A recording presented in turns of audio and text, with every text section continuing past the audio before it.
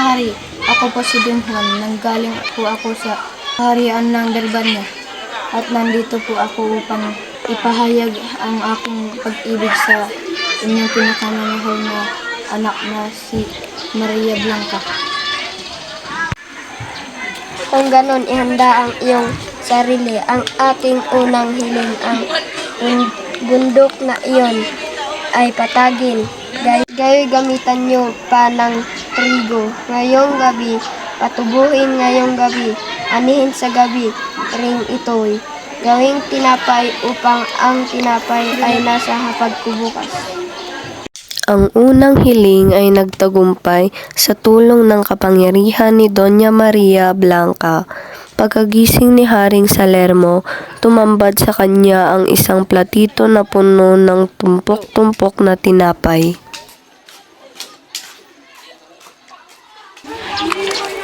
Ang pangalawang pagsubok ay huliin mo ang dalawang negrito na aking pinakawalan sa kabulubatan. Ayun sila.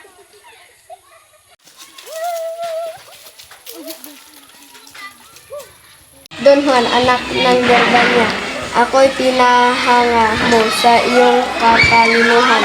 Ngayon ibibigay ko na ang huling hamon. May 3 silid dyan. Piliin mo ang iyong pakakasalan.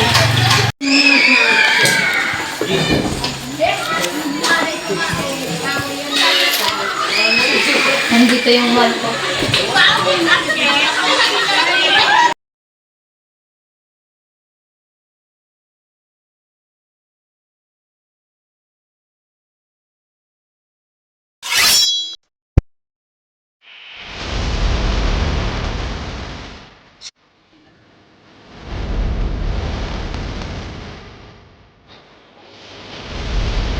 Ano, lalapit ka? Kayong dalawa ay di magkakatuluyan. Pagdating ni Juan sa kanyang sinilangan, si Maria ay makakalimutan at sa iba papakasal. Makalipas ang maraming araw, si Haring Salermo ay nagkasakit at tuluyan nang namatay.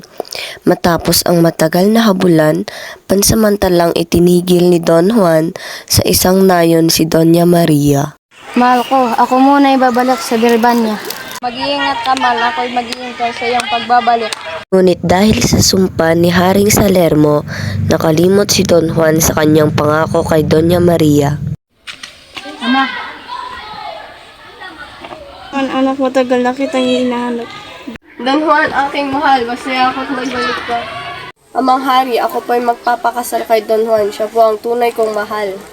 Ngayon, sa 2 linggo kayo ikakasal. Leonora, yung sing-sing. Salamat, Don Juan. Nagsadya sa palasyo si Doña Maria, sakay ng isang magarang karosa at suot ang isang kasuotang pang-emperatris.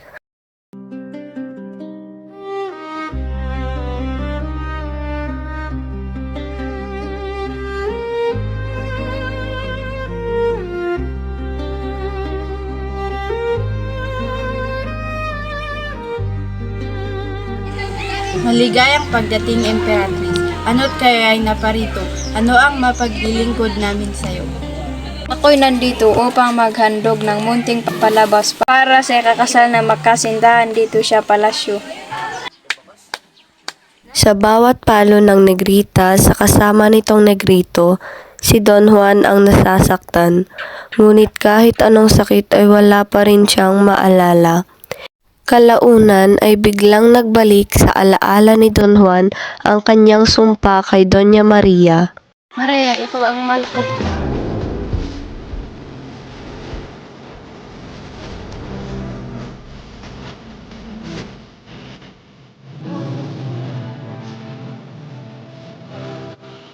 Ama, si Doña Maria ang aking pakakasalan sapagkat siya ang tunay kong mahal.